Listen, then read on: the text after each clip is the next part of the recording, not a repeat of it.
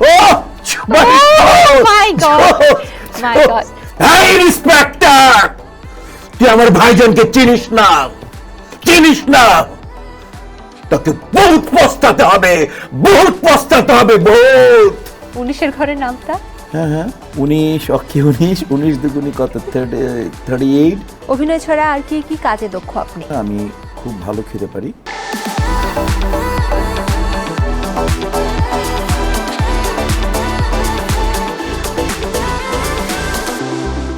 Welcome to Tarabela. সবুজ অঙ্গনে তারকাদের নিয়েই আমাদের এই আয়োজন। আর এই আয়োজনে আমাদের সঙ্গে স্টুডিওতে রয়েছেন ঢালিউডের একজন অভিনেতা, যার আসল নাম শহীদ হাসান। তিনি নিজেকে এতটাই জনপ্রিয় করে তুলেছেন যে তার সাফল্যের ধারের কাছেও কেউ নেই। 3 দশকের বেশি সময়ের বর্ণাঢ্য অভিনয় জীবনে 8 শতাধিক সিনেমায় অভিনয়ের রেকর্ড তার। গুণী এই অভিনেতা সিনেমার পাশাপাশি ওটিটিতেও দেখা দিয়েছেন। সমান তালে দেখা যাচ্ছে নাটকেও। শুধু ভিলেন চরিত্র দিয়ে নয়, ইদানিং ভিন্ন ভিন্ন রূপে নিজেকে উপস্থাপন করে চমকে দিচ্ছেন ভক্তদের। আজ কথা বলবো তার সাথে। নিশ্চয়ই এতক্ষণে বুঝে গেছেন আপনারা কার কথা বলছি। তিনি আমাদের সবার পছন্দের, ভালোবাসার মিশা সওদাগর নামেই পরিচিত। আর সঙ্গে রয়েছে আমি, তমা রশিদ। স্বাগত আপনাকে। কেমন আছেন? বেশ আছি, আলহামদুলিল্লাহ। এবং আপনার এই যে হাসি খুশি যে ব্যাপারটা রয়েছে না, এটা আমাকে খুবই ভালো লাগছে এবং আমি খুবই আর কি এক্সাইটেড হয়ে গিয়েছি যে আজ আপনার ইন্টারভিউ নিব। ভীষণ মজা লাগছে, ভালো লাগছে। এবং আমি অনেকক্ষণ ধরে লক্ষ্য করছি আপনার হাতে খুব সুন্দর একটা ঘড়ি রয়েছে। এই ঘড়িটা সম্পর্কে একটু জানতে চাই। খুব পছন্দের কি এটা? পছন্দের না, এটা আমাকে যে একজন আমেরিকান একটা ইউটিউবার প্রিসিলা কি জানি, খুব মেয়ে, খুব হিজাব টিজাব পরে, খুব জনপ্রিয় একটা ইউটিউবার। ও আমাকে লাস্ট টাইমে আমেরিকা যখন যাই তখন আমাকে গিফট করে।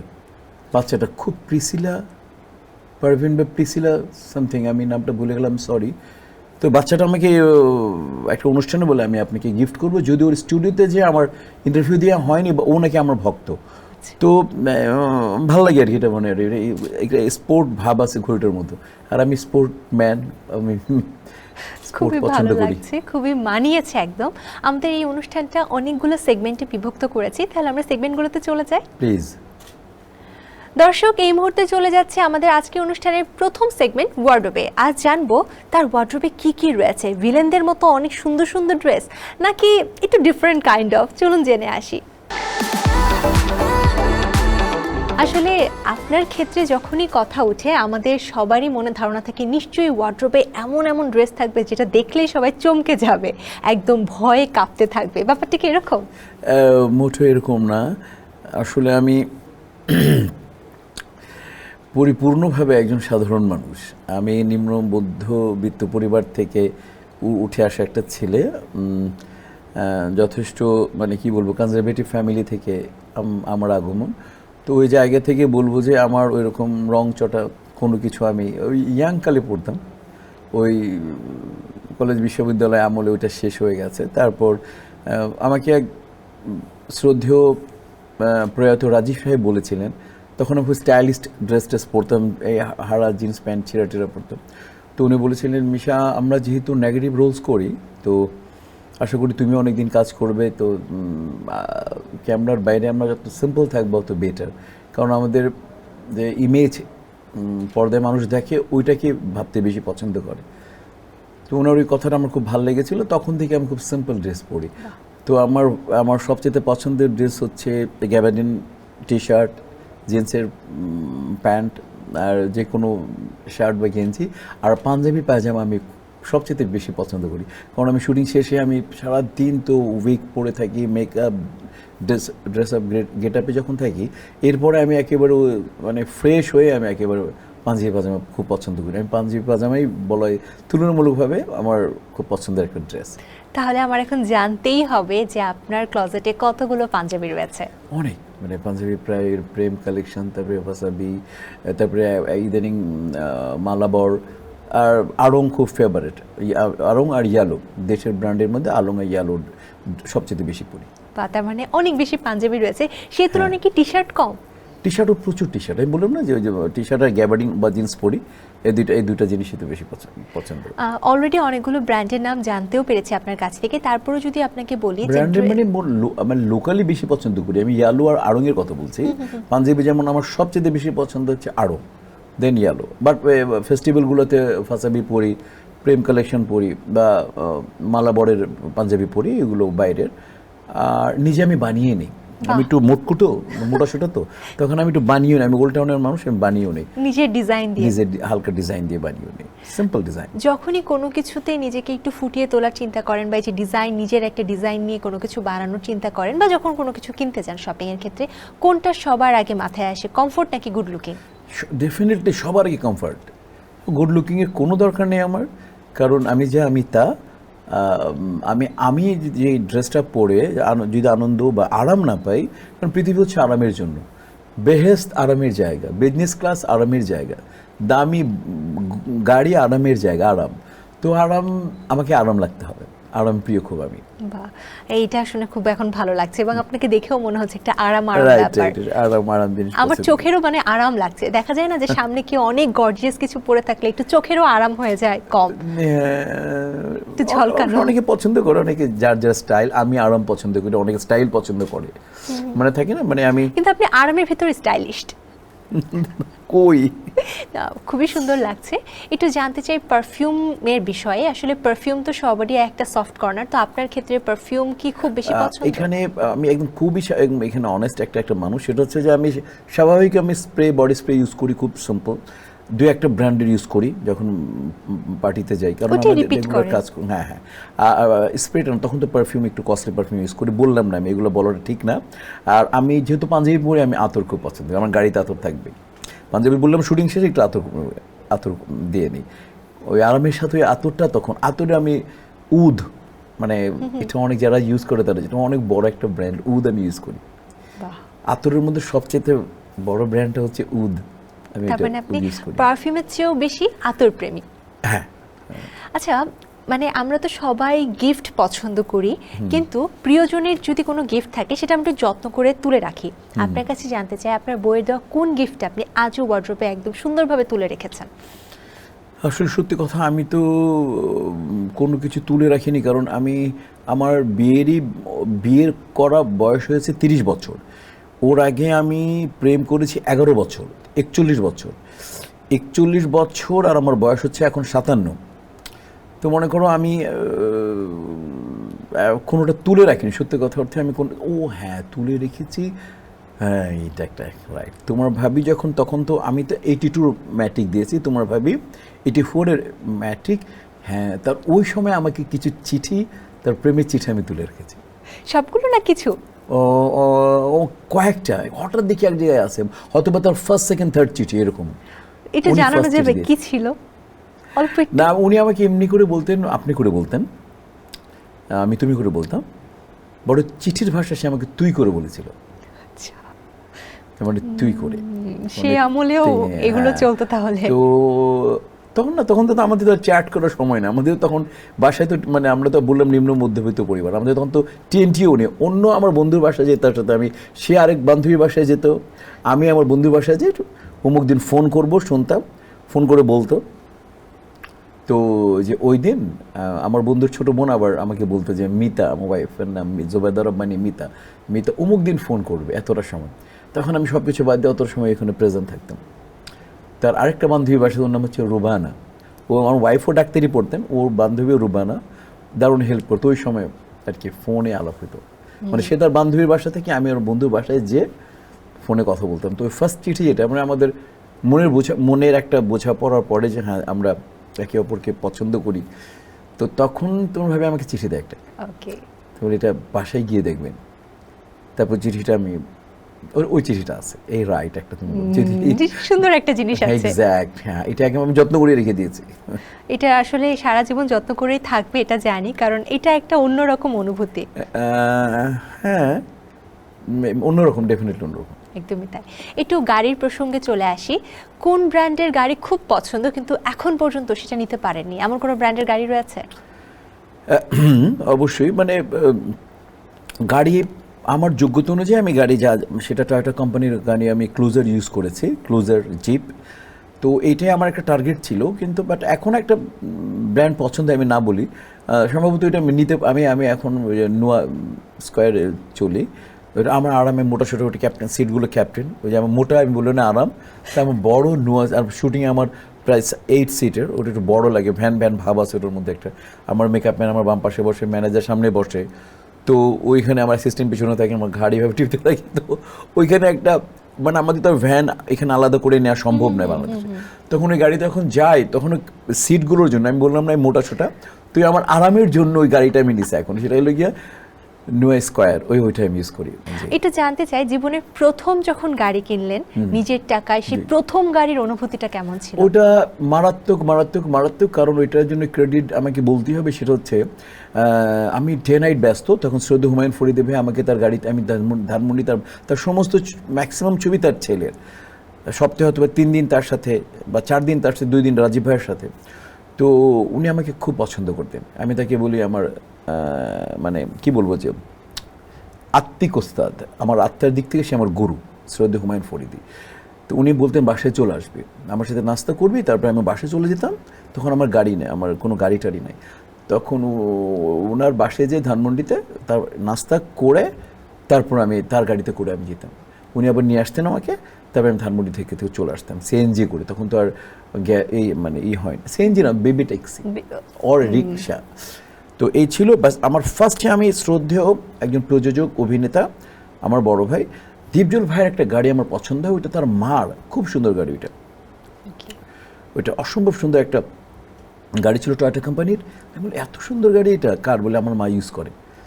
তো ওইটা নেওয়ার জন্য শ্রদ্ধা কাজী হায়াতও পছন্দ করছে, উনি সম্ভবত বেচবেন। আমার প্রয়াত মাসুম বাবুল সাহেব কোরিওগ্রাফার, উনিও পছন্দ করেছেন, বাট আমিও পছন্দ করেছি। আমি আর কিছু বলিনি, চুপচাপ। একদিন দীপজল ভাই প্রাডো গাড়ি কিনলেন, রাত্রে আমাকে বললেন, বাংলা মোটরে তখন আমি ফ্ল্যাট কিনা হয়নি, ভাড়া থাকি, রাত্রে আজ থেকে মনে হয় 26-27 বছর আগে উনি বললেন, মিশা কই তুই? আমি বললাম যে ভাই আমি তো বাসায়। কই তুই নিচে নাম? আমি আপনি কই? বলেন বাসায় নিচে। উনি প্রাডো আর উনি আমার ওই গাড়িটা নিয়ে গেলেন, বলে তোর গাড়ি নেই। দীপজল ভাইয়ের আমি এই আমার ফার্স্ট জীবনে এই মানে উনি নিজে নিয়ে গেলেন, আমার বাসায় দিয়ে আসছেন। আমি মৃত্যুর আগ পর্যন্ত দীপজল ভাইয়ের এই বদান্যতা বলি, এই মহানুভবতা বলি, এই ভালোবাসা বলি কোনোদিন শোধ করতে পারবো না। আজও তার সাথে আমার বড় ভাই ছোটো ভাই সম্পর্ক। তো উনি আমাকে পরে আমি শোধ করলাম, হোয়াট এভার উনি যে মানে দাম যেটাই ধরা হোক না কেন, কিন্তু উনি আমাকে 1 টাকা ছাড়াই পুরো গাড়িতে আমার বাসায় গিয়ে দিয়ে এসেছেন। খুবই চমৎকার একটা মেমোরিজ। আমরা চলে যাচ্ছি এই মুহূর্তে আমাদের পরবর্তী সেগমেন্টে। প্লিজ দর্শক, আমরা চলে যাচ্ছি আমাদের পরবর্তী সেগমেন্ট মিমিক্রিতে, যেখানে মজার মজার ডায়লগগুলো আপনাদেরকে এই মুহূর্তে মিমিক্রি করে দেখাবো। এই পর্যায়ে চলে যাচ্ছে আমাদের মিমিক্রি সেগমেন্টে, এবং আমার হাতে আসলে অনেক কিছু রয়েছে যেগুলো আমি এখন আপনার কাছ থেকে আবারও অভিনয়গুলো করে নিতে চাই। তো তার আগে একদম প্রথম যে জিনিসটা আমি জানতে চাই, এতগুলো সিনেমা করেছেন, এত বছর ধরে কাজ করছেন, জানি সব ডায়লগই নিজের মতো ভালোবাসার একটা জায়গা, তার মধ্যে থাকে না যে একটা ডায়লগ সব থেকে বেশি পছন্দ, ভালো লাগা, তেমন কোনো ডায়লগ আছে না? অনেকগুলো, মানে আমার থেকে মনে আমার অডিয়েন্স মানে যারা ওরা বেশি মুখস্থ, তারপরও মানে প্রায়ত সালমান শাহর ফার্স্ট ছবিতে যে ডায়ালগটা, যেহেতু এটা যখন এই ডায়ালগটা এই ছবি মানে বলা হয়, আমার এটা যদিও এটা বারবার বললে মানুষ বিরক্ত হয়তো অনেকে হতে পারে, কিন্তু সালমান শাহর জন্য আমি এটা মনে করি। সালমান শাহকে যখন মনে করতে পারি তখন আমার নিজেরও খুব ভালো লাগে। পৃথিবী থেকে একটা ভালো মানুষ চলে গেছে, মানে এত শর্ট টাইমে, এটা মানতে পারি না। তো এটা তার দর্শকদের জন্যই হয়তো বলতে পারি। হ্যাঁ, আমরা সেটাই তাহলে এখন শুনতে চাই, দেখতে চাই। এটা কিন্তু মানুষের দেখা, আমরা আবারও দেখতে চাই, বারবার দেখতে ভালো লাগে। লাখ লাখ টাকার ব্যবসা, আমার কত টাকার লাখ লাখ টাকা। 10 গ্রামের জমিদার আসছিল আমার বাপ দাদা, 14 পুরুষ কে আসছিল জমিদার। সেই জমিদারের পোলা আমি আকরাম জোদ্দার, আমি করে জোর চুরি ষড়যন্ত্র। আরে আই বেটি আই, আমি তোর মুখ ধরে সেরা ফালাইলো, আমার কোনো অন্যায় হইব না, কি হইব না অন্যায়। তারপরে তোর 3 মাসের সময় দিলাম, এই 3 মাসের মধ্যে আমার সুদ সহ টাকা না দিলে তোর 4টি বাট্টি গোল করে সোজা চালান করে দেব। ওয়াও, আসলে অভিনয় এমন একটা জিনিস, সেটা অনেক কঠিন একটা বিষয়, ভেতর থেকে আসতে হয় এবং মানে এই ফিলিংসটা অন্যরকম। আমি মাত্র যে অভিনয়টা দেখলাম এটা একটা অন্যরকম ফিলিংস ছিল আমার লাইফের, এবং আরও অনেকগুলো আসলে ডায়লগ আপনাকে এখন দেখাবো, একটা একটা করে ভিডিও দেখাবো, সেগুলো যখন আমি রিক্রিয়েট করে আপনার কাছ থেকে পাবো, আমি জানি না আজকে আমার সাথে কি হবে। আমি পুরোপুরি এক্সাইটেড হয়ে গেছি। সো আমরা চলে যাচ্ছি আমাদের পরবর্তী ডায়লগে। আমি এই মুহূর্তে আপনাকে একটা ভিডিও দেখাবো, সেটা রিক্রিয়েট করে দেখাতে হবে। আমারই সেটা যে কোনো মানুষের হতে পারে। Oh my God, legend. Okay, so আমি দেখাচ্ছি। তুমি আমার ভাই, এ কথা ভাবতে আমার লজ্জা হচ্ছে। আরে মেয়ে মানুষের প্রয়োজন হলে তুই আমাকে বলতি, আমি মেয়ে মানুষের লাইন বসিয়ে দিতাম। তার না করে 9 বছরের বাচ্চাকে রেপ। আরে তুই আমার ভাই, এটা ভাবতে আমার লজ্জা করছে। মেয়ে মানুষের প্রয়োজন হলে তুই আমাকে বলতিস, আমি মেয়ে মানুষের লাইন বসিয়ে দিতাম, কিন্তু সেটা না করে তুই একটা 9 বছরের একটা 9 বছরের না বিলাম, 9 বছরের একটা মেয়েকে রেপ। শিট। আসলে দেখা যাচ্ছে শুটিংয়ের সময় এমন অনেক ডায়লগ থাকে যে ডায়লগগুলো আসলে দিতে কষ্ট হয়, বা সেটা আসলে আমার চরিত্রের সাথে যায় না। পার্সোনালি আমি যা তার সাথে যায় না, কিন্তু আমার গল্পের প্রয়োজনে আমাকে করতে হচ্ছে। অনেক সময় দেখা যাচ্ছে অনেক হাসি পায়, অনেক সময় রাগ হয়, অনেক সময় মনে হয় এটাও আমাকে বলতে হবে। তখন আসলে সেটে কেমন অভিজ্ঞতা থাকে বা কি বলতে ইচ্ছে করে? না মানে মাঝে মাঝে এরকম হয় না তা না, মাঝে মাঝে হয়, এরকম হয়। কিন্তু আমরা তো আসলে পেশাদার অ্যাক্টর, আমাদেরকে তো ওই ক্যারেক্টারটার বা ওটা তো ওটার চিন্তা ভাবনা করে ডিরেক্টররা তার স্ক্রিপ্ট রাইটার দিয়ে লেখান, এবং ওইটা নিয়ে ভাবনা, ওইটা গল্পের একটা অংশ। তো ওইটা মানে অনেক, হ্যাঁ 2-4 বার মানে কিছু শব্দের মানে প্রক্ষেপণ এমন থাকে, বা ওই শব্দটা হয়তো বা তখন ডিরেক্টরের সাথে একটু শেয়ার করি, এই শব্দটাই একই শব্দ কি অর্থ ঠিক রেখে একটু চেঞ্জ করা যায়, এরকম দু একবার বলেছি। ডিরেক্টর যদি অ্যালাউ করে তাহলে করি, আর না হলে স্ক্রিপ্টে যেটা ডিমান্ড থাকে সেটাই করি। তো ম্যাক্সিমাম আমরা তো যেহেতু ক্যারেক্টার প্লে করি আর আমরা পেশাদার আর্টিস্ট, সেহেতু ওই ভাবনাটা আমাদের কাজ করে না। তখন তো আমরা শিল্পী হয়ে যাই, আমি রহিম হয়ে যাই। তখন তো আমি মিশা সওদাগর, আমার নাম যেমন এমডি শাহিদ হাসান না, এমডি শাহিদ হাসানকে তো সে নেয় নাই, সে তো নিয়েছে মিশা সওদাগরকে। এবং ওই চরিত্রের জন্য ধরি একটা টেরার, ধরি একটা মেয়র, ধরি একটা মেজর, ধরি একটা মেথর, তো কাজে সে তো আমাকে ওই অভিনেতাকে নিয়েছে, সে তো আমার ব্যক্তি শাহিদ হাসানকে নেয়নি, সে অভিনেতা মিশা সওদাগরকে নিয়েছে। সুতরাং আমাদের এটা করে অভ্যস্ত। বাহ, খুবই সুন্দর। চলে যাচ্ছে আমাদের পরবর্তী ডায়লগে, আপনাকে পরবর্তী ডায়লগটি দেখাচ্ছি। আবার ডায়লগ? বুকের মধ্যে শত্রুতার আগুন জ্বালিয়ে বেঁচে থাকা মানুষকে আগুনের ভয় দেখাস রে আমজাদ চৌধুরী, সেই দিন কখনো আসবে না। আসলে মানে আমার সবচেয়ে প্রিয় মানুষ, বাংলাদেশের সবচাইতে মানে আমার দেখা সর্বকালের সর্বশ্রেষ্ঠ অভিনেতা ভিলেন দ্বিতীয় আর নাই মানে আমার দেখা। তো ওনার মিমিক্রি, আমি আসলে কারোরই মিমিক্রি করতে পারি না, আর ওনারটা মিমিক্রি আমি বলবো না, মানে ওনারটা অনুষ্ঠানের জন্য বলছি, ওনারটা কোনোদিন ট্রাই করা হয়নি, কারণ ওনার লেভেলটাই আলাদা। উনি মানে মানে সুপার ক্লাসিক একজন অ্যাক্টর। মানে আমি এটা বলতে বাধ্য হচ্ছে যে আমাকে কিন্তু আগেও কেউ জিজ্ঞেস করলেই বলি যে আমার দেখা মানে আমাদের দেশের সবচেয়ে বেস্ট অভিনেতা ভিলেন। অনেকে অভিনেতা আছেন, অনেক শ্রেষ্ঠ অভিনেতা আছেন, কিন্তু ভিলেন না। আবার অনেক ভালো ভালো ভিলেন আছেন, তারা অভিনয় ওইরকম পারদর্শী না, কিন্তু ইনি পরিপূর্ণ একজন, যেমন তো অভিনেতা তেমন পরিপূর্ণ ভিলেন, ওয়ান অ্যান্ড অনলি আমার দেখা শ্রদ্ধেয় রাজীব সাহেব। ফরিদি ভাই অসাধারণ অভিনেতা, তাকে আমি কিন্তু মানে আমি একটু মানে এই জায়গাটায় রাজীব ভাই এগিয়ে থাকবে অভিনেতা ভিলেন হিসেবে, বাট অভিনেতা হিসাবে আবার শ্রদ্ধেয় হুমায়ুন ফরিদা এগিয়ে থাকবে ইন্ডিভিজুয়াল অভিনেতা হিসেবে। কিন্তু ভিলেন অভিনেতা যদি বলি, দুইটা মিলে যদি কম্পোজিশন করি, যদি অলরাউন্ডার যদি বলি, তাহলে আমি রাজীব ভাইকে এগিয়ে রাখবো। বিষয়টা এরকম। তো কাছে হচ্ছে যে আমি মিমিক্রি, ওনার গুরুজির মিমিক্রি তো করা সম্ভবই না, বাস অনুষ্ঠানের সার্থক হচ্ছে। ওপর থেকে উনি দেখলেও মাফ করে দেবেন। বুকের মধ্যে শত্রুতার আগুন জ্বালিয়ে বেঁচে থাকার মানুষকে ভয় দেখাস না আমজাদ চৌধুরী, সেই দিন কখনোই আসবে না।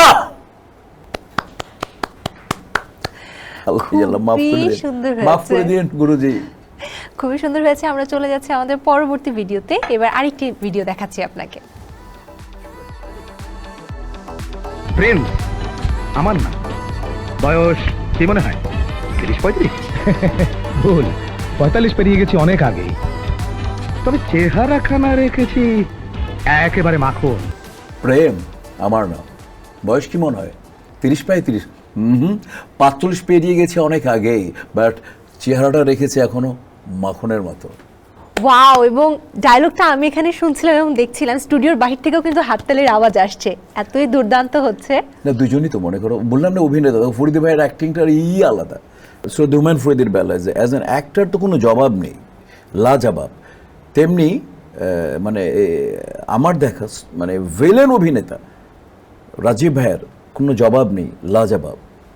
চলে যাচ্ছি আমরা পরবর্তী ভিডিওতে। মা, আরে যে মা 10 মাস 10 দিন তার গর্ভে লালন করে সন্তানকে জন্ম দিয়েছিল, সেই মাই 30 বছর পর তার তার সুঠাম যুবককে মেরে ফেলতে চাইছে। মা, যে মা 10 মাস 10 দিন তার গর্ভের সন্তানকে লালন করেছিল, তারপর জন্ম দিয়েছিল, সেই মা 30 বছর পর একটা সুঠাম যুবককে মেরে ফেলতে চাইছে। ওয়াও ওয়াও, মানে আমি কি বলবো, স্টুডিওর বাহির আওয়াজে কিন্তু আমার বলাটা শেষ হয়ে যাচ্ছে। সবাই আগে থেকেই হাততালিতে ভরিয়ে তুলছে। মান্না তো মানে একটা ফিল আলাদা, আর একসাথে এত কাজ করছি, এটা খুব শর্ট টাইম। এই মান্না এটা তো অসাধারণ করতো। মান্নার হাস্কি টোনে এই টাইপের ড্রামা মান্না তো শেষে একবার বাদশা হয়ে গিয়েছিল। আমরা চলে যাচ্ছি পরবর্তী ভিডিওতে। এই ইন্সপেক্টর, তুই আমার ভাইজানকে চিনিস না? তোকে বহুত পস্তাতে হবে ইন্সপেক্টর, বহুত পস্তাতে হবে, বহুত পস্তাতে হবে। এই ইন্সপেক্টর, তোকে আমি ছুটি করে দেবো। হ্যাঁ, এই ইন্সপেক্টর, তুই আমার ভাইজানকে চিনিস না, চিনিস না, তোকে বহুত পস্তাতে হবে, বহুত পস্তাতে হবে, বহুত। শোন, আমি তোকে ছুটি করে দেব, ছুটি, কসম, জাস ছুটি।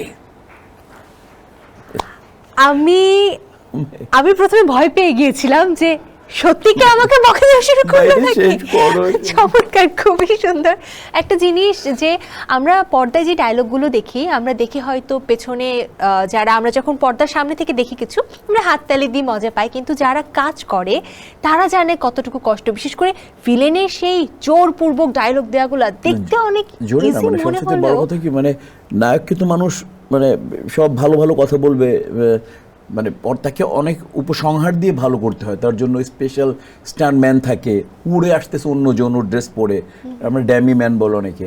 তারপরে তার জন্য কোরিওগ্রাফার থাকে, তার নাচের মুদ্রা দেখিয়ে দিচ্ছে। নায়কের জন্য গান দিতে হয়, সুন্দর সুন্দর গান দিতে হয়।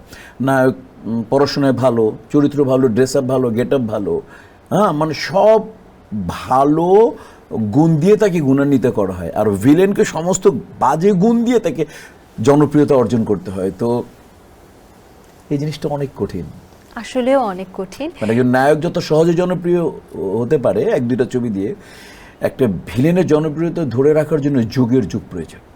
দর্শক, চলে যাচ্ছি আমাদের পরবর্তী সেগমেন্টে। এই পর্যায়ে আমাদের সেগমেন্টটি হচ্ছে আর্ট, যেখানে আমরা একটা মজার ছবি এখন রিক্রিয়েট করে আপনাদেরকে দেখাবো। এই পর্যায়ে আমরা চলে যাচ্ছি আর্ট সেগমেন্টে, যেখানে আপনাকে একটা ছবি দেখাবো এবং সেটা আপনাকে আঁকতে হবে, এবং আঁকতে আঁকতে আমার কিছু প্রশ্নের উত্তর দিতে হবে। পুরী সর্বনাশ, আমি তো আঁকতেই পারি না, সব কঠিন জিনিসগুলো সেগমেন্টগুলো ভাই আমি তো জানি না। খুবই সহজ একটা আপনার জন্য ছবি রাখবো, তো আমি দেখাচ্ছি।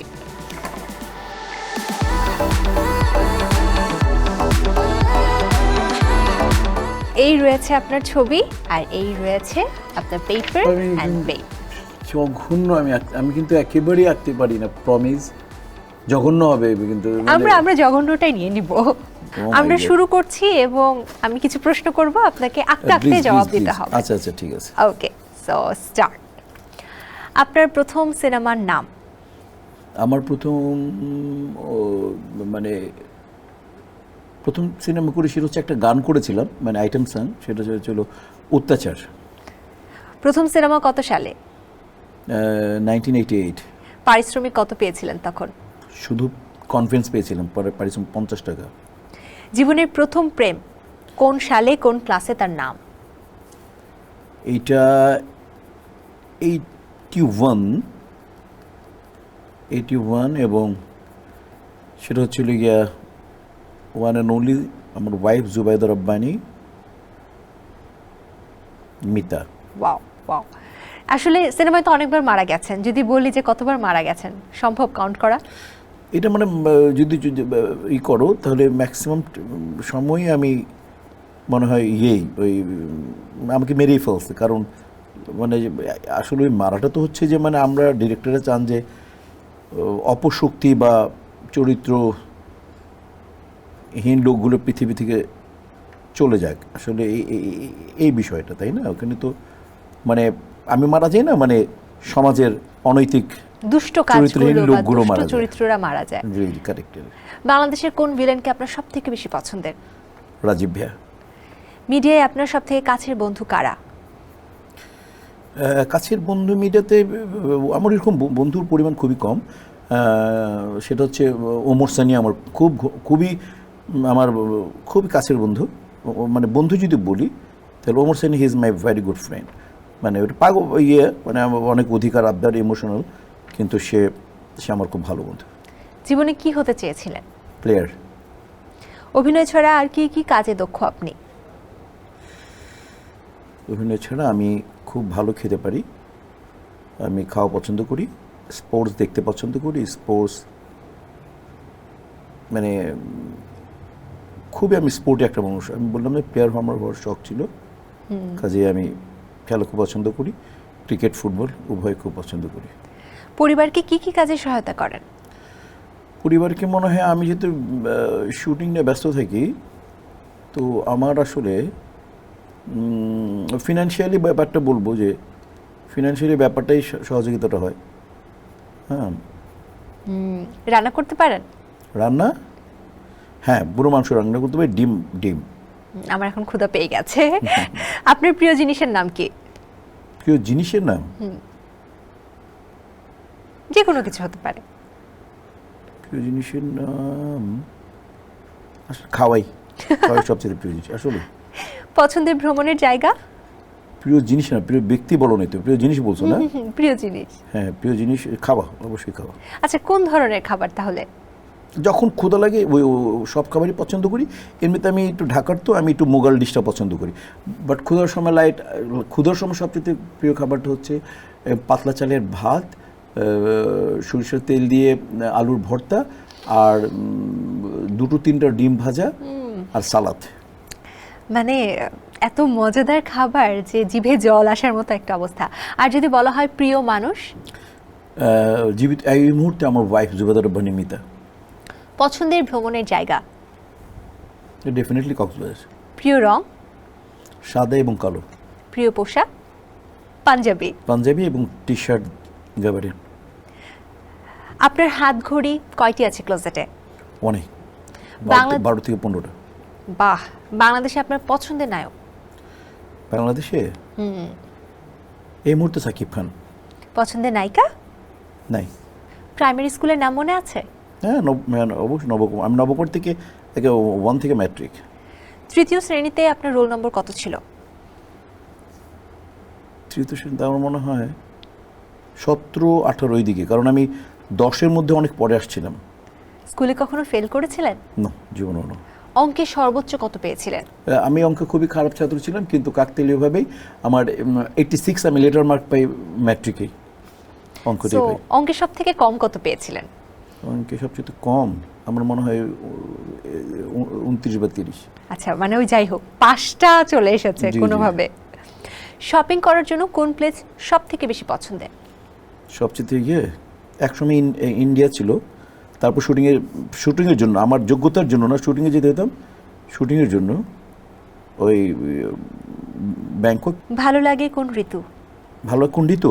শীত, খাওয়া মজা, বড় মজা, ড্রেস মজা, অনেক রকমের পিঠা তখন আমরা রান্না করতে পারি, বা শীত চলে আসছে প্রায়। Right. ভালো লাগে কোনটি, গ্রাম না শহর? না ভাই, শহরই ভালো লাগে ভাই, গ্রাম অল্প অল্প ভালো লাগে। 19-এর ঘরের নামটা মুখস্থ আছে? হ্যাঁ 19-এর ঘরের নামটা হ্যাঁ হ্যাঁ, কি, আমরা একটু শুনতে চাই।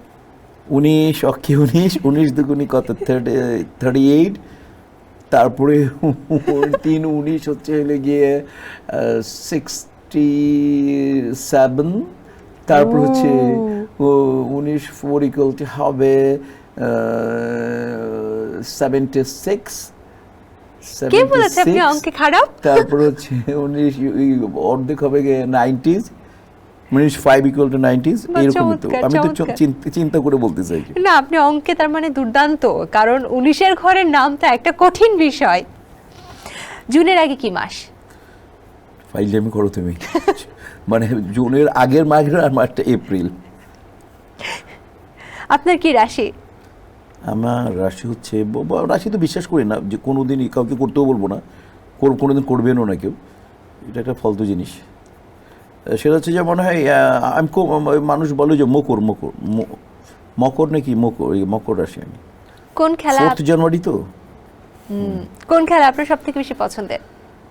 কোন খেলা আমার সবচেয়ে বেশি পছন্দের খেলা হচ্ছে ফুটবল। বইয়ের সাথে কোন মিথ্যা কথাটা প্রায়ই বলে যান, ইভেন আজও বলে যান?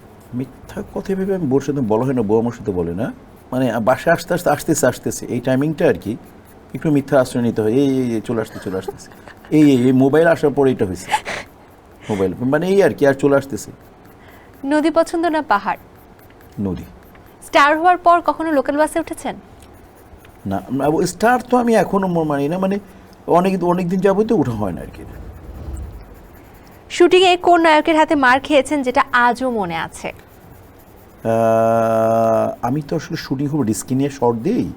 সব সাধকের বড় সাধক আমার দেশের চাষা, এর পরের লাইন কি হবে? পাস। ওকে। এবং এই মুহূর্তে জানতে চাই আপনার কাছ থেকে, যদি আপনাকে বলা হয় যে আপনার 3টা ইচ্ছা, সেই 3টা ইচ্ছা কি কি হবে? ইচ্ছা হবে যাতে সুস্থ থাকি, মৃত্যুর আগ পর্যন্ত সত্যকে আরও লালন করতে পারি, কারণ এই জীবন চলার পথে মিথ্যে চলে আসে, মানে মিথ্যার কোনো দরকার নাই, মানুষ হিসাবে মানে আরও নিজেকে আরও শানিত করতে চাই মানুষ হিসাবে।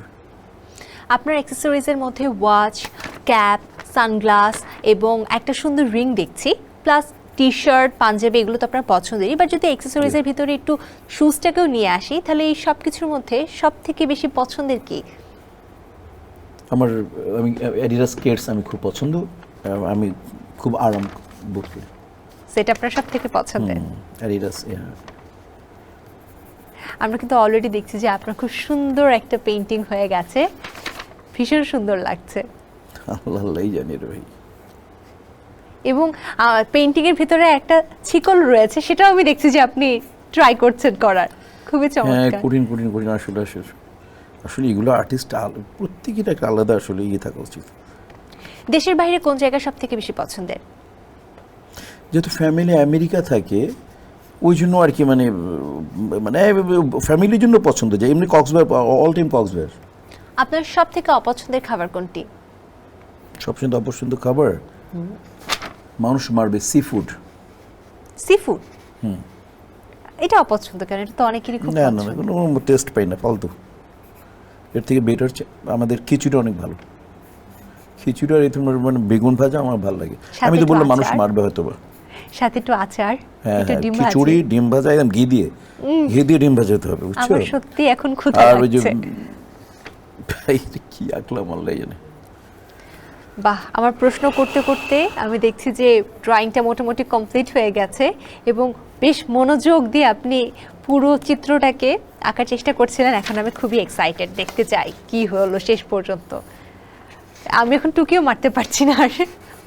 না। বাহ, চমৎকার। আমার হাতে চলে এসেছে সেই সুন্দর ছবিটি এবং আমি দর্শকদের দেখাতে চাই একবার।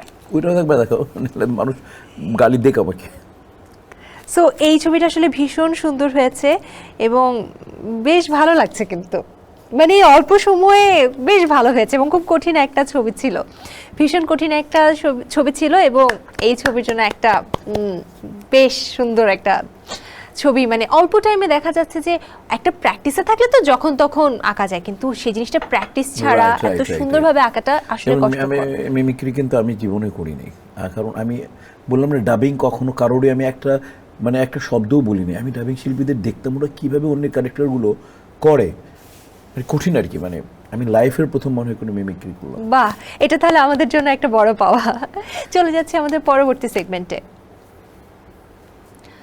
দর্শক, এই মুহূর্তে চলে যাচ্ছে আমাদের পরবর্তী সেগমেন্ট কিউরিয়াস টু নো, যেখানে আমরা এমন অনেক তথ্যগুলো জানবো যেগুলো এখনো রয়েছে আমাদের অজানা। এই পর্যায়ে আসলে জানতে চাই সেই ছবিটার বিষয়ে, যে ছবিটা এতক্ষণ আপনি আর্ট করলেন, তো এই ছবির পেছনের গল্পটা আসলে জানতে চাই। এটা একটা মানে সামনে ভালোবাসার দিবস আসতেছে না, ভ্যালেন্টাইন্স ডে, তো ওইখানটায় মেহেদী হাসান হৃদয়ের আমি একটা কাজ করেছিলাম, সেটা ছিল টাকশাল আর টিভির জন্য একটা ওয়েব। ওটা আমার করে খুব ভালো লেগেছিল। আমি ছিলাম, সেলিম ভাই ছিলেন, জয়ন্ত দাদা ছিলেন, আরও আরও অনেক আর্টিস্ট ছিলেন। তারপরে নরেশ ভূঁইয়া ছিলেন। তো কাজটা করেই খুব মজা পেয়েছিলাম। তারপর ওর সাথে একটা চমৎকার সম্পর্ক হয়ে যায়। তো আমাদের নায়ক নিলয় আছে না, নিলয় আর হিমি আর আমি, মানে আমরা তিনজনের একটা, নিলয় এটা প্রডিউস করবে আর ডিরেক্টর হচ্ছে আমাদের মেহেদী হাসান হৃদয়। তো ওই ভালোবাসা দিবস এই আর কি গল্পটা আমার খুব ভালো লেগেছে। ওইটারই আর কি আমি একটা লাস্টে এরকম একটা আমার অবস্থা হয়। আর গল্প না বলি, এটুকুই বলবো। ওকে, আমরা অপেক্ষায় রইলাম। আপনার আসল নাম হচ্ছে শহীদ হাসান, কিন্তু আমরা যারা পর্দায় আপনাকে দেখেছি আমরা সবসময় আপনাকে মিশর সওদাগর হিসেবেই চিনি। এখানে একটা মানে যেহেতু SHA আমার বেসিক্যালি প্রোনাউন্স এভাবে হবে মোহাম্মদ শাহিদ হাসান, SHA শাহ, HID শাহিদ, কিন্তু যেহেতু আমরা সবাই SHA শ মনে করি, তো সেই জায়গায় সল রাইট, কিন্তু ইনফ্যাক্ট আমার প্রোনাউন্স হবে শাহিদ হাসান, মোহাম্মদ, যেমন জাহিদ হাসান, জহিদ হাসান বলি না কিন্তু আমরা, বিকজ সে বা ওইরকমই আর কি, মানে আমারটা হবে Shahid Hasan. This is my proper pronounce. Okay, so যেহেতু আমরা জানি আপনার নাম হচ্ছে, অরিজিনাল নাম শাহিদ হাসান, কিন্তু জি, জি। পর্দার জন্য আমরা সবসময় আপনাকে মিশর সওদাগর হিসেবে দেখছি, তো নাম পরিবর্তনের এই পেছনের রহস্যটা কি? নিশ্চয়ই একটা গল্প রয়েছে, রহস্য আছে। এইটা অনেকে জানে সবে। ওই যে আমি আসলে প্রেম করার সময় যখন প্রেম করতাম তখন তো রোমান্টিক ছিলাম, তো ওই যে শাহিদের শাহ, আর বললাম না আমার ওয়াইফের নাম হচ্ছে জুবাইদা রব্বানি মিতা, যে মি MI মি আর SH শাহ, এইটা একটা ট্যাগ লাগিয়ে দিয়েছিলাম। আর সওদাগর আমার দাদা, এইটাই ফিল্মে দিয়েছিলাম। আর সওদাগর তো আমার দাদার টাইটেল। আমার দাদা ছিলেন জুম্মন সওদাগর, বাবা ছিলেন ওসমান সওদাগর, এই যে আমি। এখন একটা ভালো নাম আমরা পেয়েছি। আসলে আমরা তো এখন বিভিন্ন দেশের কন্টেন্টগুলোই দেখতে পারি, তো দেখেছি যে বিদেশে এরকম অনেক সিনেমা বা নাটকে ভিলেন যখন দেখানো হয় খুব সাবলীল ভাবেই রাখা হয়, কিন্তু জি। আমাদের দেশে আসলে এই ভিলেনের চুল লাল হবে, একটু ডিফারেন্ট লুক হবে, একটু ড্রেসটা অন্যরকম হবে। এর কারণটা কি, বা আসলে এটা কেন করা হয়? না না, এটা ওই ভিলেনকে ডিফারেন্টভাবে উপস্থাপন করা, এটা আসলে বাইরে থেকে এসছে। এটা হলিউড বলি, হলিউড ফলো করেছে বলিউডকে, বলিউড ফলোকে আমরা করতাম। তো ওই জায়গা থেকে আসলে এটা আসা, মানে ভিলেনকে একটা ক্যারেক্টার দাও যাতে ভিলেনকে মানুষ তাকায় থাকে, আরে গেট আপটা এরকম, তার কথা বলার স্টাইলটা নর্মাল হবে না। নর্মাল বললে তো হ্যাঁ কিছু খাবেন তুমি আমার সাথে, তাহলে এটা ভিলেন হলো না। ভিলেনকে তাই আসতে হবে একটা মিউজিক্যাল একটা এফেক্টস আসবে, তার ড্রেস আপ, গেট আপ, তার ঘড়ি আসবে একটা, তাকালো এভাবে, তারপর এই যে একটা বোল্ডনেস থাকতে হবে। তো এইগুলো আসলে একটা ভিলেনের অলঙ্কারই হচ্ছে ভিলেনিজম। নর্মাল অ্যাক্টর ভিলেন মানে একদিন আমি বললাম একটু আগে যে ভিলেনিজম আলাদা। আমরেশ পুরীর আর হয়নি, আমজাদ খান আর হয়নি, কিন্তু টোটাল গোটা ইন্ডিয়াতে অনেক শক্তিমান অভিনেতা হয়েছে, একটা আমজাদ খান কিন্তু হয় নাই। অনেকে চেষ্টা করেছে, মিশা সওদাগর হয় না। কিন্তু বাস্তবে আপনি ভীষণ অমায়িক একজন মানুষ, এবং যেটা বলতেই হয় যে আপনি 5 ওয়াক্ত নামাজ পড়া পছন্দ করেন, আপনি ইসলামিক ওয়েতে নিজেকে সাজিয়ে গুছিয়ে তোলাটা পছন্দ করেন। তো এই যে অডিয়েন্সরা এটা কিভাবে দেখে যখন আপনি তাদের সাথে কানেক্ট করেন ওয়ান ওয়ান? মানুষ প্রচুর পছন্দ করে আমাকে। আমার এই সাবলীল বাচনভঙ্গি, আমি মানুষের সাথে মিশতে পারি, আমি কোনো মানে আমার ধর্মকে সম্মান করি, আমি প্রচুর সম্মান করি, অন্য কোনো ধর্মকে আমি অসম্মান করি না। এই যে আমার ভিতর ধার্মিকতা এবং আধুনিকতার এই যে সমন্বয়টা আছে, এটা মানে মানুষ খুব পছন্দ করে। যেমন আমি মাদ্রাসায় প্রচুর মাদ্রাসায় অতিথি হিসাবে যাই, কলেজে যাই বা ইউনিভার্সিটিতেও যাই বা অন্য শিক্ষালয়ে যাই বা অনেক প্রতিষ্ঠানেও যাই। মানুষ মানে মোটিভেশন চায় আমার কাছ থেকে। তো আমি ওইখানে আমি কিন্তু মানে ওয়াজের মতো কোনো জায়গায় আমাকে নিয়ে গেছে গেস্ট হিসেবে। আমি বললাম ভাই আমি কেন? বললো ভাই ওই পাড়ার সবাই বলছে আপনি যাবেন আপনি।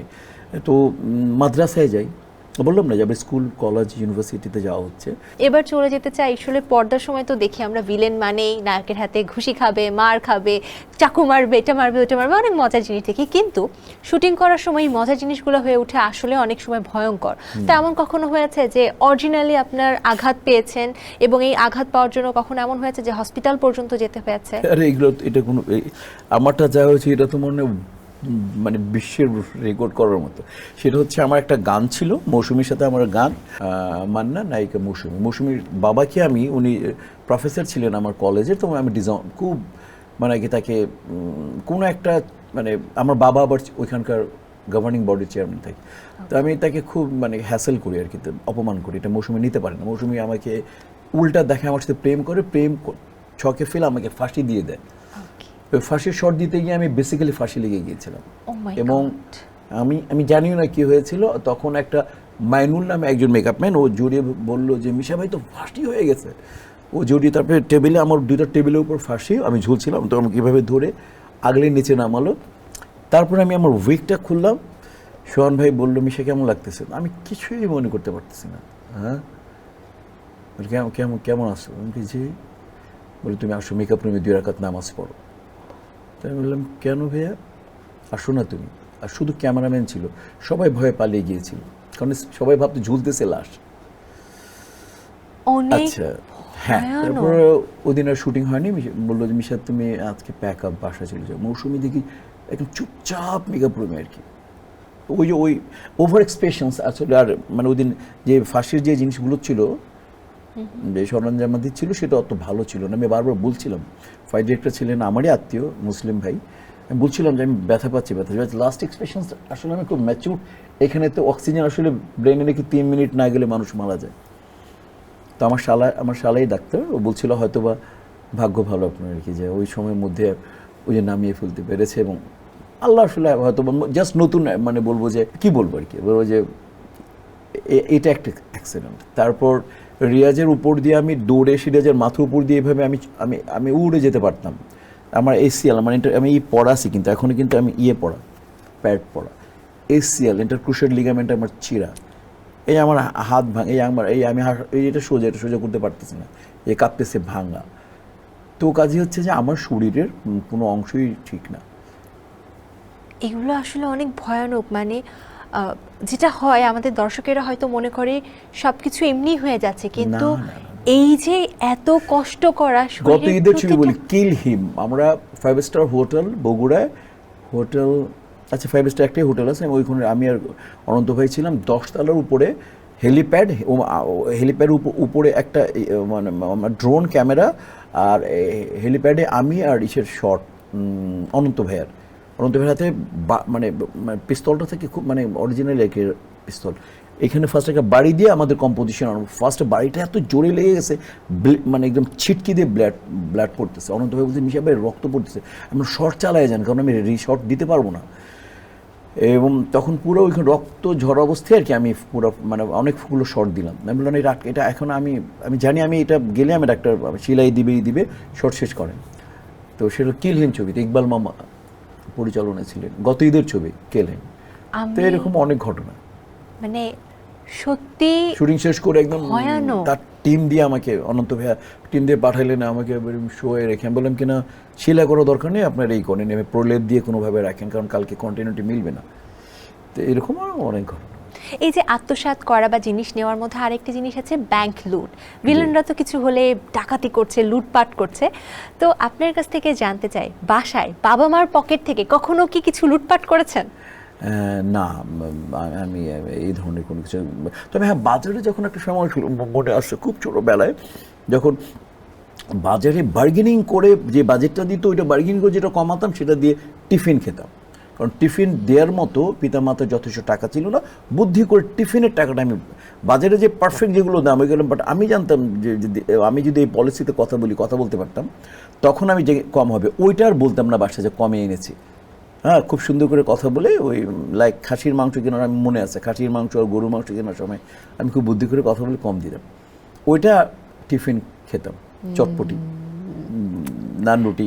মানে ছোটবেলা থেকে খাবার ভক্ত মানুষ Right, আপনি। right, এবার একটু জানতে চাই আপনার পছন্দের অভিনেতা বা ভিলেনদের কথা তো আপনি বলেছেনই, যদি জানতে চাই যে রাজীব স্যারের সাথে এমন কোনো স্মৃতি যে আজও আপনাকে খুব ভালো লাগে, বারবার ভাবিয়ে তুলে? হ্যাঁ হ্যাঁ, খুব খুব খুব খুব ও অনেক কিছু। উনি ওনার ছবিতে কাস্ট করা আমাকে ভিলেন হিসেবে নিলেন। মতিউর রহমান সাহেব আমার স্নেহের বাঁধন, মতিউর রহমান ডিরেক্টর। ছবির কাস্টিং হচ্ছে শাবানাজি, আনুমা, তারপর হচ্ছে আলমগীর ভাই, তারপর হচ্ছে ওই সময় সুপারস্টার ওমর সানি, মৌসুমী, আর আমি সলো ভিলেন। তো ওই মতিন ভাই যখন আমাকে সাইন করিয়ে গেলেন আমার বাসায় এসে কন্ট্রাক্ট করে, বলে আপনাকে কে রিকমেন্ড করেছে জানেন? আমি বললাম যে কে? বলে রাজীব সাহেব। তো এই ঘটনাটা আমি ভুলতে পারি না। এবং রাজীব সাহেব তার ছবিতে ইয়াং ভিলেন, ওমর সানির বাজিগার ছবিতে নয়, বাজিগার না, আমি ভুলে গেলাম যে নামটা, মানে তার ছবিতে ভিলেন আমাকে নিছে। রাজীব ভাইয়ের ছবিতে কাস্ট হওয়া, অনেক আদর করতেন উনি, শ্রদ্ধেয় রাজীব সাহেব। তারপরে একদিন মানে আমরা তো মানে এখন এই সিস্টেমই নেই এগুলো, আমরা মেকআপ রুমে রাজীব ভাই তখন সিনিয়র 10:30 11টার দিকে আসতেন। রাজীব ভাই তখন রাজীব ভাই একেবারে, তার নামে ছবি চলে, মানে সব ছবি তো মানে রাজীব ভাইয়ের ছেলে আমি মানে ইন্ডাস্ট্রিতে। তখন বললো যে মিশা বসো। আমি না ঠিক আছে ভাইয়া, বাইরে বসি। বলে না এখানে বসো। তা আমি পিছনে বসলাম। তো বলে হাতে কটা ছবি? তখন আমার 17-18টা ছবি রানিং। তাই আমি বললাম যে ভাইয়া প্রায় 13-14টার মতো। তো উনি যে কথাটা বলছিলেন ইংলিশে বলছিলেন, আমি অত ভালো ইংরাজিতে না। উনি বলছিলেন একদিন সকালে এভাবে কাজ করে যাও, এভাবে সততার সাথে কাজ করে যাও, one day morning you will find that you will be the number 1 villain of Bangladesh. মানে আমি রাজীব বলতেছি, ঠিক এভাবে কাজ করে যাব। তো দোয়া করবেন বলে বেরিয়ে গেছে। এবং আমি কথাটা আমার মোটেও বিশ্বাস হয়নি। রাজীব ভাই, হুমায়ুন ফরিদি সাহেব, এইটাম শামসুন আহমেদ শরীফ আছেন, আমি 1 নাম্বার কীভাবে হই। তো আমি তখন তার কথাটা শুনলাম, তারপরে সালাম দিয়ে বেরিয়ে গেলাম দোয়া করবেন বলে, কিন্তু মোটেও বিশ্বাস করিনি। তো যাই হোক, যে কোনো কারণে হোক, কেমনি জানি আল্লাহ করে দিল। আচ্ছা, অনেক সময় থাকে না পরিবার বা পরিবারের বাইরের কাছে মানুষের একটু রেগে যায়, কখনো কি এরকম হয়েছে রেগে বলেছে আপনি বাস্তবে যেরকম সিনেমায়ও তেরকম, বা সিনেমায় যেরকম বাস্তবেও তেমন? এটা গতকালকে হয়েছে ভাই। গতকালকে আমি সামনের সপ্তাহে আমি আমার পরিবারের কাছে, মানে আমি বাইরে যাব, আমেরিকাতে থাকি আমার ফ্যামিলি। তো কিছু কেনাকাটা করতে গেলাম, ওইখানে একজন লোক বলছে আপনি আমার দোকানের সামনে এসে ভাই ইয়েটা তোলেন, একটা সেলফি তুলবো। আমি বলে ভাই দোকানের সামনে কেন ভাই? ভাই আপনি এখানে তোলেন, দোকানের সামনে তুলে আপনি আমাকে পেমেন্ট করবেন। ওরে বাপরে, হ্যাভি রেগে গেছে। মজার অভিজ্ঞতা। আচ্ছা, নায়িকারা অনেক সময় একটা অভিযোগ করে যে পরিচালকেরা কেবলমাত্র নায়কের কথাই শুনে, তো ভিলেনদের ক্ষেত্রেও কি এমন কোনো অভিযোগ রয়েছে? না, প্রশ্নের আমরা কি ওই ভিলেন নাকি? কি বলো না বলো, আমার নামের আগে কিন্তু লেখা ওয়ান অ্যান্ড অনলি, জানো তো, ওয়ান অ্যান্ড অনলি মিশা সওদাগর। আমরা ওইভাবে আমাদের যোগ্যতা আমাদেরকে বরং উল্টো স্ক্রিপ্ট অনেক সময় দিয়ে মিশা কিছু করবা, বড় মানে কিছু করবা, দেখো তো এটা মানে কিছু প্লাস করতে চাও বা মাইনাস করতে চাও, কারণ জানি আমি ওইটাকে ইমপ্রুভ করবো ইনশাল্লাহ। তো ইম্প্রোভাইজ করার জন্য আমরা, কারণ ওনারা জানেন যে আমি এটা নিয়ে খাটতেছি, এই প্রকোষ্ঠের, মানে এই প্রকোষ্ঠ ভিলেনিজমের প্রকোষ্ঠের আমি একজন ভালো ওয়ার্কার। তো কনভারসেশন বরং ডিরেক্টররা অনেক সময় সাপোর্ট দেন যে মিশা কিছু করবা, এখানে বাড়তি কিছু করতে চাও বা কিছু যোগ করবা, এইরকম করে দেন। মানে আমরা আমাদের সামনে, আমার মিশা সওদাগরের সামনে অন্তত এটা, মানে আমি যখন মিশা সওদাগর হয়েছি আর কি, ওই 4 জনের পরে, তখন আমি কোনো ছাড়টা দিই না, আমাকে দেওয়া হয় না। আর আমি তো স্ক্রিপ্টের বাইরে কোনো নায়ককেও বললে তো প্রশ্নই আসে না। এইগুলো ব্যাপারে আমি খুবই স্বার্থপর, আমি স্ক্রিনের ব্যাপারে খুবই স্বার্থপর। এই জন্যই পর্দায় আমরা এখানে বন্ধু পারফেক্ট বান্ধব আপনাকে কাউকে পাই। ওমর সানি বন্ধু হোক, বন্ধুর জায়গায়। এই স্ক্রিনে তুই কি আমি কি, তুই তোরটা কর আমি আমারটা করি, এই স্ক্রিনে এক ফোঁটা ছাড় দিই না। এই কম্প্রোমাইজটা করেন না বলেই কিন্তু আপনি টপ ক্লাসে আছেন, নাম্বার 1-এ আছেন। তা জানি না, মনে হয় যে আমার তোমারটা তুমি করো, তোমারটা তুমি করো, আমারটা আমি করবো, আমারটা অন্য কোনো কিছু করে তুমি করবা, এটা তো এত সহজে হবে না। নির্বাচনী প্রচার প্রচারণায় আমরা দেখি যে অনেক শিল্পীরাই সংযুক্ত হচ্ছে, সেক্ষেত্রে আপনাকে আমরা দেখি না, এবং অন্যরা যারা সংযুক্ত হচ্ছে তারা কেন এটা থেকে বের হয়ে আসে না বা আপনাকে অনুকরণ করে না, কারণ কি? না কেন আমাকে অনুকরণ করার কি আছে? আমি পলিটিক্স বুঝি না, আর আমি সোজা কথা, আমি যেহেতু এটা জানি না, আমার কোনো অনুশীলনে নেই, আমি কোনো দল করি না, তো সেই জায়গা থেকে এই ব্যাপারে আমি ইন্টারেস্টটা খুবই কম। আর কিছু না বলি, অফার পেয়েছি কি পাইনি এগুলো আলোচনাই করব না, শুধু এটুকুন বলি যে আমি রিয়েলি ইন্টারেস্ট, একেবারে লেস ইন্টারেস্ট এই ব্যাপারটা, আমি পলিটিক্সের ব্যাপারে। খুবই সুন্দর। আমরা চলে যেতে চাই আমাদের পরবর্তী সেগমেন্টে। দর্শক, এই মুহূর্তে চলে যাচ্ছে আমাদের পরবর্তী সেগমেন্ট ইনডোর গেমসে, যেখানে মজার একটা গেম আজ আমরা খেলবো। তো এই পর্যায়ে চলে যাচ্ছি আমরা ইনডোর গেমসে, এবং খুব মজার একটা গেম হবে। সামনে একটা গ্লাস রাখা রয়েছে, অনেকগুলো বল রাখা রয়েছে। তো নিয়মটা হচ্ছে বল নিয়ে একটা ড্রপ করে তারপর গ্লাসে ফেলতে হবে। আরে ভাই, এটার কোনো ডিরেক্ট ফেললে হয় না? না, একটা ড্রপ দিতে হবে। এগুলো সরাতে হবে তো। আমরা যাচ্ছি, প্রশ্নও করছি। কোন পাখি ডিম পারে না অথচ বাচ্চা দেয়? কোন পাখি ডিম পারে না অথচ বাচ্চা দেয়?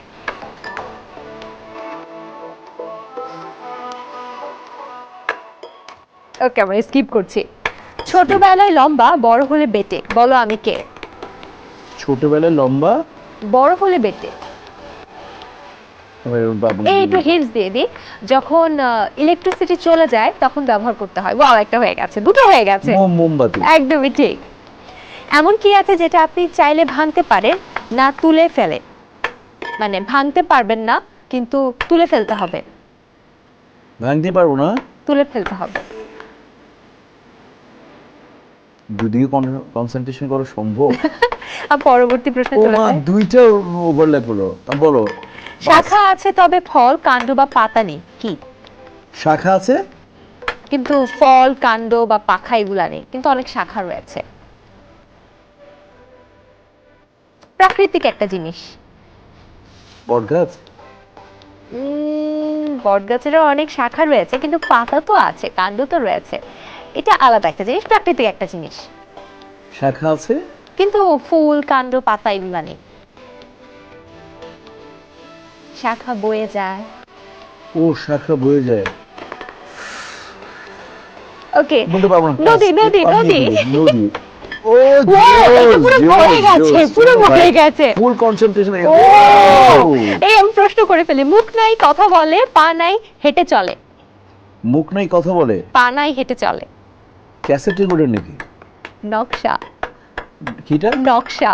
ও, নকশা। না, ওইগুলো পারবো না ভাই। এটা আমি মোটামুটি আরেকটা দিলে ফুল। কোন চা রান্না করে খেতে হয়? কোন চা? সব চাই তো রান্না করে খেতে, এটা কি বললাম? ও মাই গড, মাই গড। ও মাই গড, এরকম কি ক্লোজ আপ না ভাই, ক্লোজ আপ না, হোয়াট আই ডিড ইয়ার। এটা একটা আমি বলি না, আমি প্লেয়ার হতে চেয়েছিলাম পারফেক্ট। আমার প্লেয়ার হওয়ার পেছনে গুণগুলা আজকে আমাকে এখানে এনেছে। দেখো ভাই কি করলাম। দুর্দান্ত। এবং মানে আপনি যদি অভিনেতা না হতেন তাহলে অনেক দক্ষ, ভালো এবং এমনই পপুলার একজন খেলোয়াড় হতেন। হ্যাঁ, অবশ্যই। আমি তো লাভ করি। মানে এত সুন্দরভাবে সবগুলো দিয়ে দিয়েছেন, এবং কত সুন্দর। দেখো আমি তো কোনো করিনি, চিট না। ফুল হয়ে গেছে, সুন্দর করে করেছে, পুরো ফুল হয়ে গেছে ডিজাইন, এবং বাকিগুলো নিচে পড়েছে কারণ এখানে জায়গা হয়নি। রাইট। সো খুবই সুন্দর হয়েছিল আমাদের গেমস পার্ট। আর ওই তোমার আইকিউটা 0, এটাতে আমি 100তে 100। ইভেন আমি বেশি প্রশ্নও করতে পারিনি, তার আগে আপনি আমি শেষ করে ফেলেছেন। নিতেই পারি না ওইটা, আমি জন্য এটা এদিকেই দিলাম। স্পোর্টস পারসন বলে কথা। চলে যাচ্ছি তাহলে আমাদের পরবর্তী সেগমেন্টে। দর্শক, এই মুহূর্তে চলে যাচ্ছি নাওয়াডেজে, জানবো বর্তমানের এমন অনেক ঘটনা যেগুলো আমরা জানতে চাই, আপনাদেরকে জানাতে চাই। বর্তমানে কি নিয়ে আপনি ব্যস্ত সময় পার করছেন জানতে চাই। আসলে তো কাজ নিয়েই, সেটা হচ্ছে যে ফিল্ম সবচেয়ে বেশি। এই মুহূর্তে আমার শুটিং চলতেছে, ইকবাল মামা পরিচালনার ডেড বডি শুটিং, কালকে শুটিং আমার। আমি ডে আফটার টুমরো আমার শুটিং আরম্ভ হবে কবি ছবির, সেটা কল্লোল ডিরেক্টর। আর মানে আমাদের শরীফুল রাজ আর আমি আছি, কবি ছবি। তারপর আমার ছবি চলতেছে হচ্ছে হলো গিয়ে রানিং ছবি চলতেছে এই মানে পায়েল, সেটা রায়হান খান ডিরেক্টর।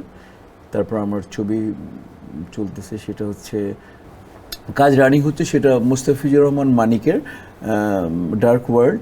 তারপর ইকবাল মামার ছবি ডেড বডি, এবং ডেড বডি আরেকটা ছবি সেটা হচ্ছে কিলিম 2 আরম্ভ হতে যাচ্ছে আমাদের ঈদের জন্য। এই কিলিম 1 করেছি, কিলিম 2। তারপর সাইফ চন্দনের হচ্ছে ওয়াদা, তারপর রায়হান খানের পায়েল। আগামী পরশুদিন আমি করব কবি, কল্লোলের কবি। তারপর মিডিয়ার যে বিপ্লব হায়দারের হচ্ছে আলী। এই তো এগুলো ছবি, মানে 5-7টা ছবি একেবারে রানিং। আর কতগুলো ছবি আগুন ছবির গান করে দিতে হবে, ঈদে আসবে আগুন ছবির গান।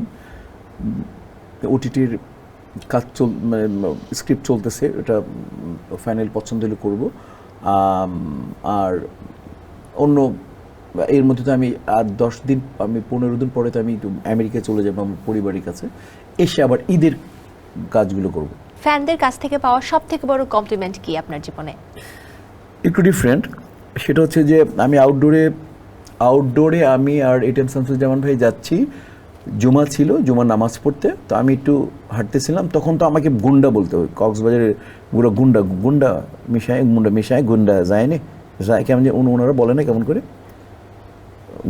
গুন্ডা যায়নি। তো আমি বুঝলাম, বললো যে মিশারে দেখ মিশারে একেবারে মাওলানা লাগতেছে মাওলানা লাগতেছে। যে মাওলানা বললো, আমার খুব ভালো লাগছে। আমি টুপি একদম পাঞ্জাবি, পুরো হোয়াইট পাঞ্জাবি পাজামা টুপি পরছিলাম। আমার ওই কমপ্লিমেন্টটা সারা জীবন আমাকে ভালো লাগে। চমৎকার, খুব চমৎকার। অনেকেই আছে নতুন প্রজন্মের যারা সিনেমায় আসতে চায়, কিংবা যারা ভিলেন চরিত্রে এসে মূলত সিনেমায় আসতে চায়, তাদের ক্ষেত্রে কোনো টিপস আছে বা এমন কিছু আছে যেটা বলতে চান? আসলে মানে যারা অভিনেত্রী হবে, ভিলেন না। মানে যেমন আমি নায়ক ছিলাম, ভিলেন করলাম। তো যারা অভিনেতা হতে চাবে, যারা অভিনেত্রী হতে চায়, বা যারা কমেডিয়ান হতে চায়, মানে ওরা তো মানে অভিনয়েরই পার্ট, যেটাই করতে চায় সেটা হচ্ছে যে তাকে ফিল্ম যদি করতে চায় তাহলে তার মধ্যে স্পেশাল কিছু থাকতে হবে। অ্যাভারেজ কিছু থাকলে ফিল্ম করার কোনো দরকার নেই, তাহলে ফিল্মে কিছু করতে পারবে না। আর ফিল্ম তো এখন একেবারে অত্যন্ত মানে নাই বললেই চলে, ফিল্ম তো জটিল এখন, ফিল্ম তো আর ইন্ডাস্ট্রি নাই তো বললেই চলে। তো আমরা যখন ছিলাম তখন আমরা কম্পিটিশন ছিল, ফিল্মে অ্যাভারেজ পিপলের কোনো দাম নেই। নাটকে ঠিক আছে, নাটকে চলবে, বা অ্যাভারেজ মেধা নিয়ে ওটিটি করতে পারবে, কিন্তু ফিল্মে স্পেশাল থাকতে হবে। ফিল্মে একেবারে মানুষ টাকা দিয়ে দেখবে, এটা আলাদা জিনিস ভাই। আসলেই মানে অ্যাভারেজ কোনো কিছু দিয়ে, অ্যাভারেজ ট্যালেন্ট দিয়ে ফিল্ম করা যাবে না। এখানে অলরাউন্ডার হতে হবে, খালি বোলিং করলে হবে না।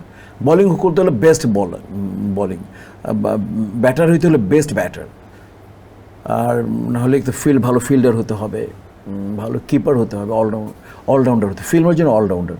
টিভিতে বা ওটিটিতে ক্লোজ আপ, ওই যে বলো না মরার শটের তো আর কোনো চান্স নেই এখানে।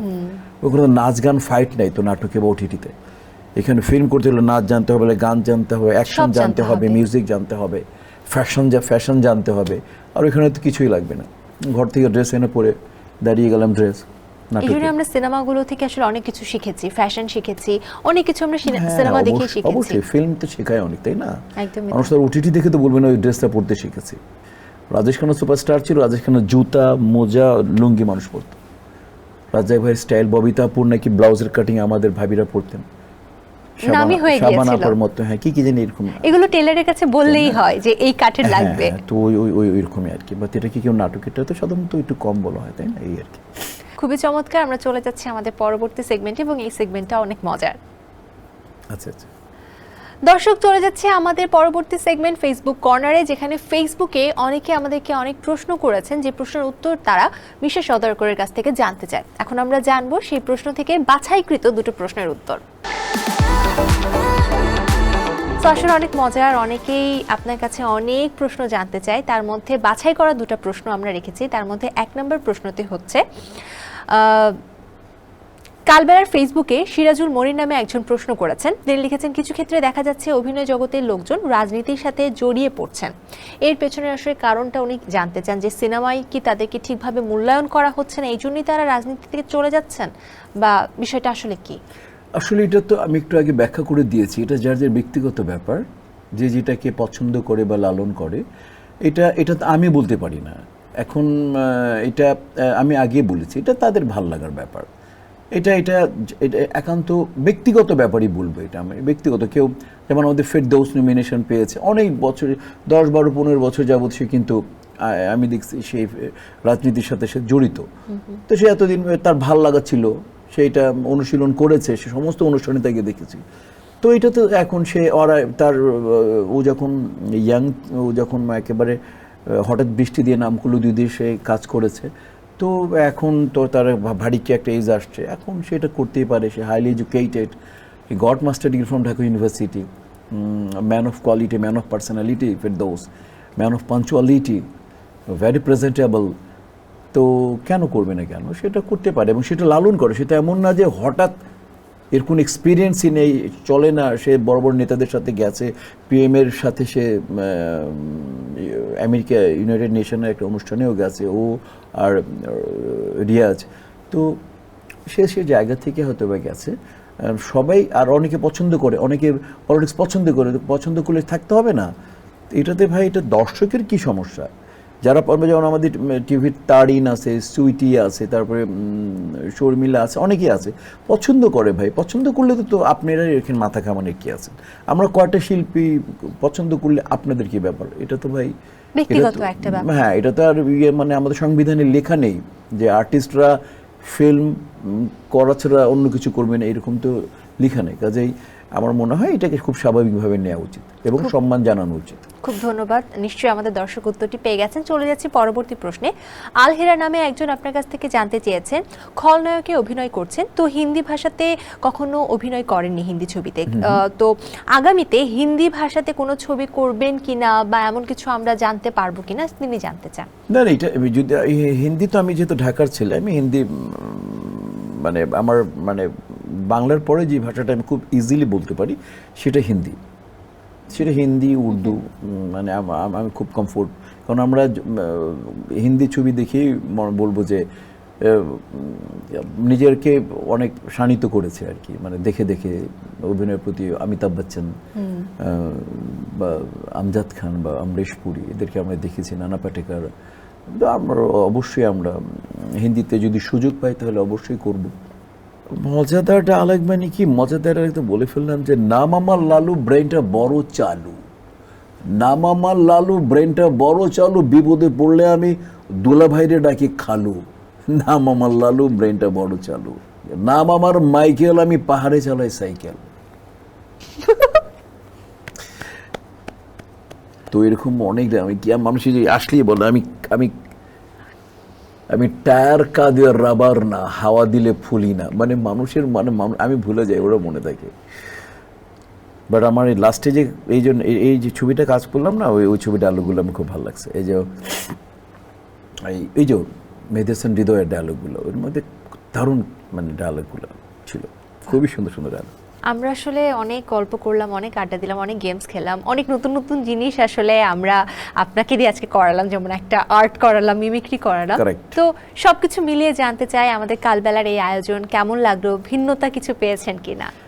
না, আমি এনজয় করেছি। আসলে গল্প করতে করতে একদম তো সময় ফুরিয়ে যাচ্ছে। আমি জানি আপনার অনেক ব্যস্ততা রয়েছে এবং কালকেও আপনার শুট রয়েছে, বাসায় যে অনেক প্রস্তুতির ব্যাপার রয়েছে। তো এই শেষ মুহূর্তে আমাদের দর্শকদের যদি কিছু বলার থাকে। দর্শকদের শুধু আমি একটা কথাই বলবো, মানে আপনাদের দর্শক না, মানে যারা সংস্কৃতির দর্শক, তাদের সবাইকে বলবো যে নিজেকে ভালোবাসুন, নিজের সংস্কৃতিকে ভালোবাসুন। শুধু নিজের ছেলে মেয়েদেরকে বলবেন না ফার্স্ট সেকেন্ড থার্ড হবা, বলবেন ভালো মানুষ হবা। এই জিনিসটা অবশ্যই দয়া করে বলবেন। আমাদের ফার্স্ট সেকেন্ড থার্ড হওয়ার চাইতে ভালো মানুষ হওয়া খুবই গুরুত্বপূর্ণ। আর এই শিক্ষাটা আমাদেরকে কেউ দিচ্ছে না। সরকার বলেন, বেসরকারিভাবে বলি বা পারিবারিকভাবে বলি, কেউ দিচ্ছে না যে আমাদেরকে ভালো মানুষ হতে হবে, তোমাকে ভালো সন্তান হতে হবে। আমরা কেউ বলি না। টিচাররা বলে তোমাকে ফার্স্ট হতে হবে, বাবা মা বলে তোমাকে ফার্স্ট হতে হবে, টিউটর বলে তোমাকে ফার্স্ট হতে হবে। আত্মীয় স্বজন বলে তোমাকে ফার্স্ট হতে হবে, হুজুর বলে তোমাকে ফার্স্ট হতে হবে, শিক্ষক বলে তোমাকে ফার্স্ট হতে হবে। বাই ফার্স্ট তো 1 2 3 1 2 3 জন হয়, কিন্তু একটা ক্লাসে 50 থেকে 100 জন মানুষ থাকে, সবাইকে ভালো মানুষ হতে হবে। আমি আশা করবি আজকে থেকে আমাকে যারা দেখছেন তারা প্রত্যেকে তাদের সন্তানকে বলবেন তোরা ভালো মানুষ হবি। Thank you very much. অনেক অনেক ধন্যবাদ আজ আসার জন্য এবং সুন্দর বিষয়গুলো আমাদের মাঝে শেয়ার করার জন্য। বিশেষ করে শেষ মুহূর্তে দর্শকদের যে কথাগুলো আসলে বলেন, মনুষ্যত্বের যে বিষয়টা, সেটা আসলেই সারা জীবন আমরা মনে রাখার চেষ্টা করব। অনেক ধন্যবাদ আপনাকে। আপনাদেরকে অনেক ধন্যবাদ এবং আমাকে অনুষ্ঠানে দাওয়াত দেওয়ার জন্য ধন্যবাদ। সুযোগ পেলে আবারও আসবো ইনশাআল্লাহ। পর্দার মানুষটি আসলে পর্দার বাইরের জীবনে খুবই সাধারণ। দর্শক, এই ছিল তারাবেলার আজকের আয়োজনে। আবারও দেখা হবে আগামীতে নতুন কোনো অতিথিকে সঙ্গে নিয়ে। জানতে এবং জানাতে পারবো তার রঙিন জীবনের বাইরের জীবন সম্পর্কে। সেই পর্যন্ত ভালো থাকুন, সুস্থ থাকুন, থাকুন তারাবেলার সঙ্গে। আমি আবার ক্লান্ত পথচারী, এই কাটার মুকুট লাগে ভারী। আমি আবার ক্লান্ত পথচারী, এই কাটার মুকুট লাগে ভারী। গেছে জীবন দুদিকে দুজনারি, মেনে নিলেও কি মেনে নিতে পারি। ছুতে গিয়েও যেন হাতের নাগাল না পাই, এভাবে হেরে যাই। যেই ঘুরে তাকাই কেমন যেন আলাদা আলাদা সব। আমি আবার ক্লান্ত পথচারী, এই কাটার মুকুট লাগে ভারী। গেছে জীবন দুদিকে দুজনারি, মেনে নিলেও কে মেনে নিতে পারি। ছুতে গিয়েও যেন কাটার আঘাত না পাই, এভাবে হেরে যাই। যেই ঘুরে তাকাই কেমন যেন আলাদা আলাদা সব। আলগা হতে তাই খসে পড়েছি তাই, কেমন যেন আলাদা আলাদা সব। আমি আবার ক্লান্ত পথচারী, এই কাটার মুকুট লাগে ভারী। গেছে জীবন দুদিকে দুজনারি, মেনে নিলেও কি মেনে নিতে পারি।